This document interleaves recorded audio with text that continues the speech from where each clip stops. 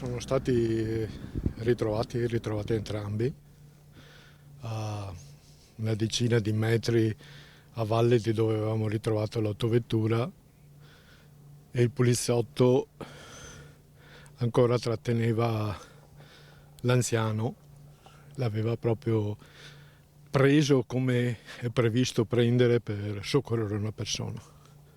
Non l'ha mollato. È un'immagine straziante quella che si sono trovati davanti i soccorritori che hanno appena ritrovato i corpi senza vita di Valerio Buoso e Domenico Zorzino, e racconta gli ultimi istanti di una tragedia immensa che ha stravolto il piccolo comune della Bassa Padovana. Il poliziotto è morto nel disperato tentativo di riportare a riva l'anziano vicino di casa. Era riuscito ad estrarlo dall'abitacolo, ma le fredde acque del Gorzone non hanno lasciato scampo ad entrambi.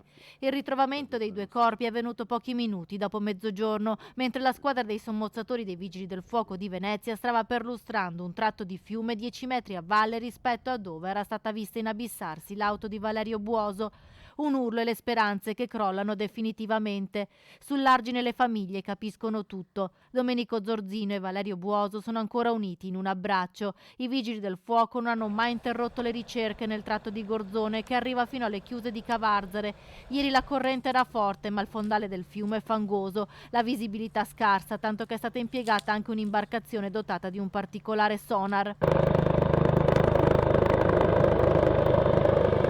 In volo si è alzato più volte anche l'elicottero Drago, fino a quando i corpi non sono stati avvistati, 24 ore dopo la tragedia. Valerio Buoso, 75 anni, ieri verso l'ora di pranzo era alla guida della sua auto. Stava percorrendo la strada arginale di via Camatte per guardare i campi di famiglia. Domenico Zorzino, 50 anni, poliziotto del reparto prevenzione crimine della questura di Padova, libero da servizio, invece stava passeggiando con i suoi due cani. Ha visto la scena e ha agito. Prima ha allertato i soccorsi e poi si è buttato in acqua, un gesto eroico che gli è costato la vita.